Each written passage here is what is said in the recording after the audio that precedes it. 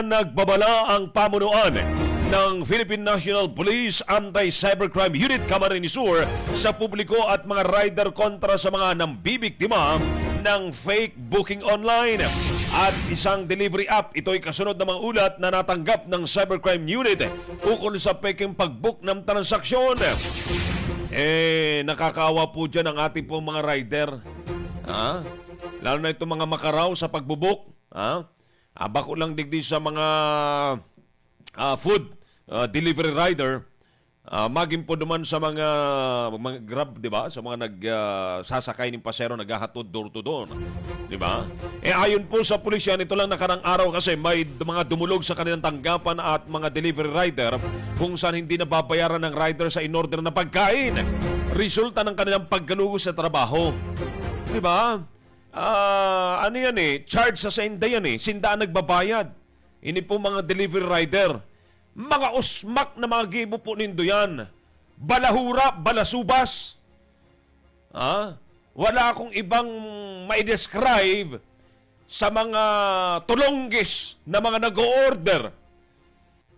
At kinakancel o kaya naman nang luloko ng scam. Kawawa ho ang ating po mga delivery rider.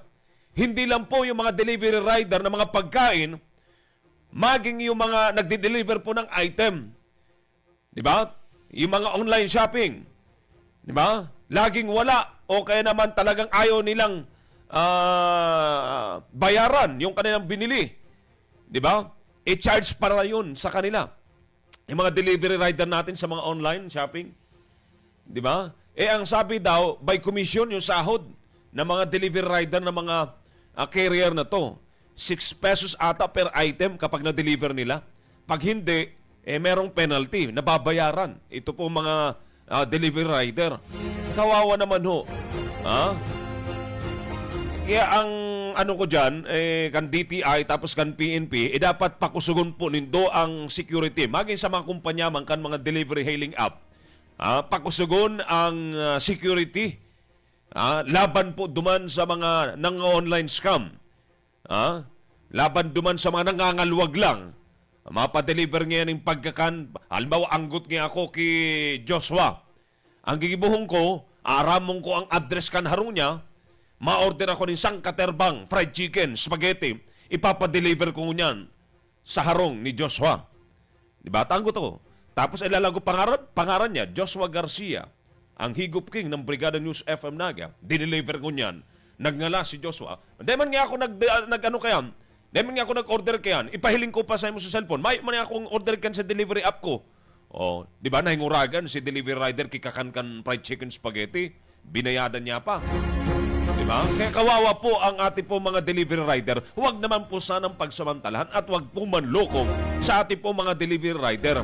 Kaya hinahikayat ko rin po ang ating po mga mambabatas na gumawa po ng isang batas na pumoprotekta po. Una, sa mga benepisyo, sahod ng ating po mga delivery rider. Kasi ang balita ko, by commission basis lang at wala pang mga benepisyo. Ito pong ating mga delivery rider. Di ba?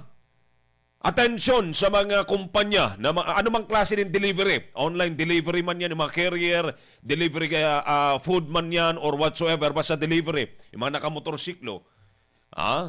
Under the labor code, kapag sila po ay lumagpas na sa 6 na buwan, dapat po sila ay regular na sa trabaho at makakatanggap ng kaukulang benepisyo at sahod. Pero meron po tayong natatanggap na mga reklamo sa Camarines Sur na may mga kumpanya daw po na mga delivery courier na by commission basis at marami pa pong kaltas at penalty.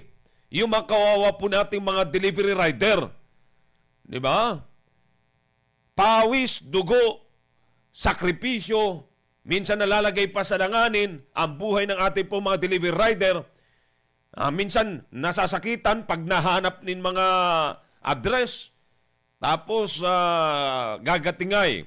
Sabi kan mga taga-Rinconada area, kakarampot lang pala ang sahod benepisyo na nare-receive po kan sa tuya po mga delivery rider. Di ba? Kung ako sa mga delivery rider, dapat magbilog po kamo ng organisasyon para mas pusog. Irani po ini sa Kongreso o kaya sa Senado para maproteksyonan po ang sa tuya po mga delivery rider.